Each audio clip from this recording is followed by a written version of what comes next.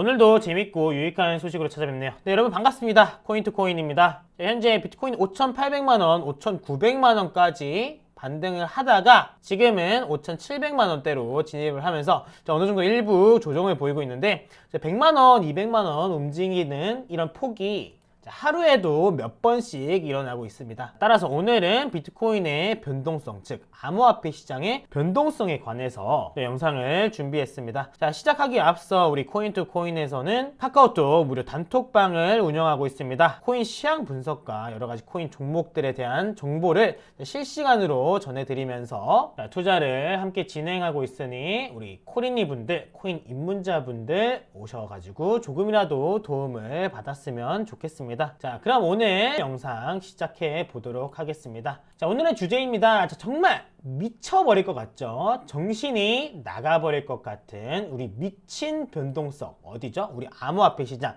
즉 비트코인이라고 말해도 손색이 없을 것 같아요. 자, 최근에는 비트코인이 많이 43K까지 내려갔지만 다시 50K, 즉 5만 달러 선을 돌파하면서 정말 감당이 안 되는 그런 변동성을 보여주고 있습니다. 자, 아래 차트는 비트코인에 대한 3분봉입니다. 자, 옛날에는 100만원, 200만원, 자, 300만원 움직이면 굉장히 큰 폭으로 움직인다고 생각을 했지만, 자, 일단 비트코인이 5천만원대 들어서면서부터 5천만원의 2%는 100만원이죠. 자, 그래서 100만원, 200만원 움직이는 거는 최근에 1도 아니었습니다. 자, 200만원, 2, 300 올랐다가 내렸다가 올랐다가 내렸다가 올랐다가 내려왔다. 즉 이런 큰 변동성을 계속 꾸준히 반복하고 있었는데요. 자, 이런 변동성의 이유는 다양한 요인이 있을 수 있습니다. 자, 그 중에서 최근에 인플루언서라고 인터넷 용어가 있는데, 자, 인플루언서란 주로 특정 분야에서 남보다 강한 영향력을 지닌 사람을 말합니다. 자, 지금의 가상자산, 즉 암호화폐 시장은 이들의 영향력이 특히 더 강한 편인데, 여러분들도 아시다시피 딱 세 분을 꼽으라고 하면 이렇게 왼쪽부터 제닛 옐런 및 재무부 장관, 더불어서 제롬 파월 및 연준 의장, 마지막으로 우리 비트코인을 사랑하는 한 남자, 도지코인을 사랑하는 한 남자, 바로 일론 머스크죠. 테슬라 CEO 형님께서도 이렇게 세 명을 딱 꼽아서 인플루언서라고 말씀드리고 싶습니다. 최근에 비트코인에 대해서 세 분 다 언급을 굉장히 많이 했어요.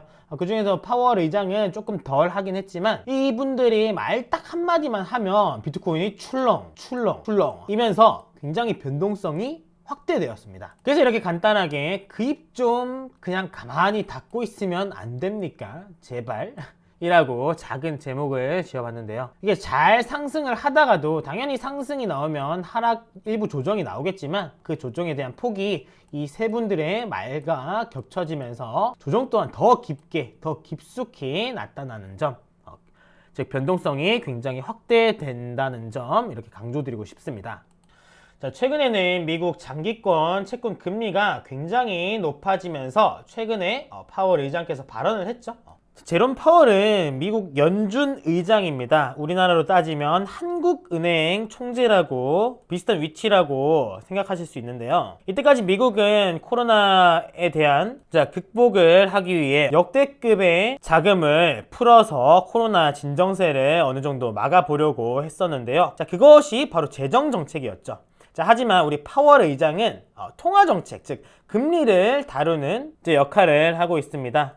자, 국가에서 많은 재난금을 뿌리면서 여러가지 채권 금리들이, 장기 채권 금리들이 상승을 많이 했는데, 상승을 많이 하니까 파월 의장은 그것에 대해서 조금 안정화시킬 수 있는 그런 역할을 해야 되는데, 아직까지는 결과다운 결과를 보여주지 못하고 있습니다. 자, 하지만 이런 상황이 미국에만 국한되어 있는 것이 아닙니다. 자, 전 세계적으로 재난지원금을 시장에 공급하면서 코로나로 입은 경제 타격을 극복하려고 하고 있는데요. 자, 최근에 우리나라에도 4차 재난지원금이 발표되었습니다. 자, 무려 19조 5천억으로 소상공인과 고용 취약계층 등 무려 690만 명을 지원하기로 결정을 했습니다. 자, 우리나라에도 무려 19조 5천억이 필요하게 되니까 이 자금은 어디서 조달을 할까요? 네, 그렇습니다. 바로 국채를 발행해서 국가 재난지원금을 마련을 하게 됩니다.